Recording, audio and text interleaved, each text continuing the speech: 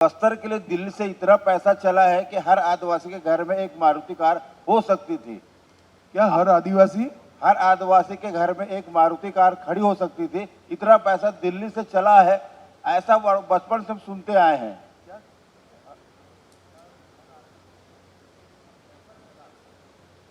मैं ये कहना चाहता हूं, नहीं, ऐसा नहीं है। यहाँ इस तरह की परिस्थिति ही नहीं थी कि विकास हो पाए। अब रोड बन गया, अस्पताल बन गया, मोबाइल टावर आ गए, गांव में पानी पहुंचने लगा है, स्कूल पहुंचने लगा है और स्किलिंग भी हो रहा है, तो समृद्धि अपने आप आएगी। सरकार मारुति गाड़ी नहीं भेज सकती, सरकार व्यक्ति को इसके योग्य बना सकती है जो अपनी मारुति खरीद पाए। वो हम सुनिश्चित करेंगे। बस्तर मुक्त धन्यवाद हो गया बेटी। बस्तर नक्सल मुक्त तो हम हो गया। विवाद नहीं कर सकते भैया, सवाल जवाब कर। आगे बढ़े सर।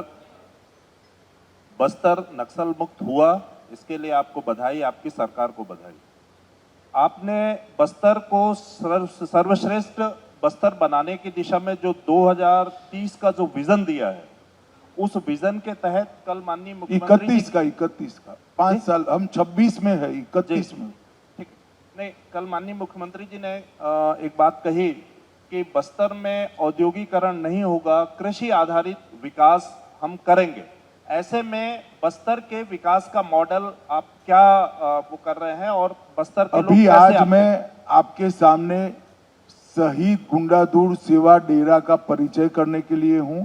यहाँ के ग्रामीणों को, यहाँ के आदिवासी भाइयों बहनों को सक्षम बनाकर, उनका स्किल डेवलपमेंट कर स्वरोजगारी और डेयरी के माध्यम से समृद्ध कराने की हमारी ये योजना है।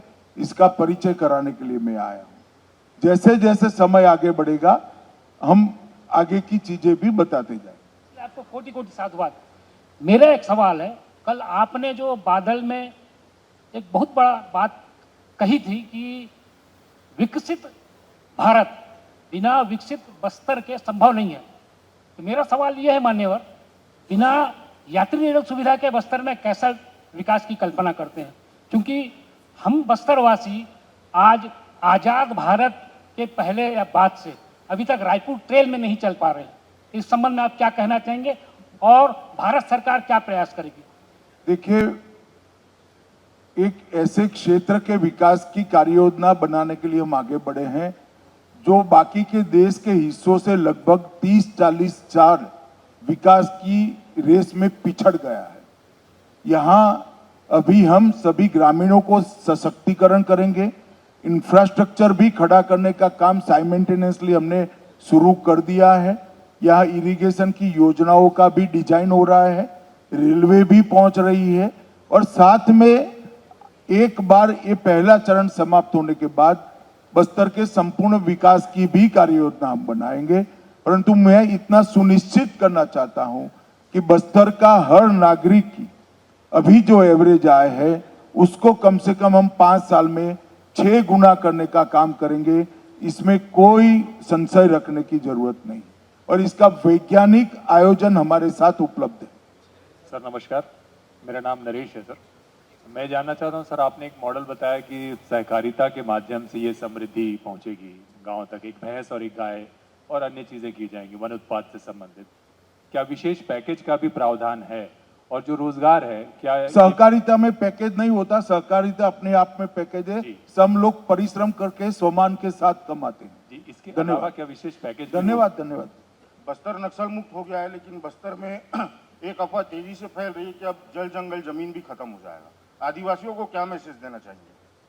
आदिवासियों को क्या मैसेज देना चाहेंगे? मैंने यही कहा, मैं बस्तर वासियों को फिर से कहना चाहता हूं कि जिन्होंने 50 साल तक बस्तर को बंदूक के साए में रखा, वो भेष बदलकर, नाम बदलकर, बात बदलकर आए तो भरोसा मत करना। आपकी चुनी हुई तहसील पंचायत, आपकी चुनी हुई जिला पंचायत, आपकी चुनी हुई राज्य सरकार और आपकी चुनी हुई भारत सरकार का भरोसा करना, वो ही बस्तर को विकसित कर सकते हैं। जो उकसाने आते हैं उनको एक बात जरूर कहना चाहिए कि 2 साल जरा बस्तर में रह जाओ, दिल्ली में जाए बगैर। तभी जाकर यहाँ पर सच अर्थ में विकास का सवेरा होगा। मंत्री जी, सर मैं अंकित मिश्रा हूँ। अभी जो नक्सलियों ने जो पुनर्वास किया है, आने वाले समय में इनको लेकर के क्या तैयारियां हैं कि दोबारा जो है वो फिर से नक्सलवाद के रास्ते पे न जाए, उनको भरोसे में लिया जा सके?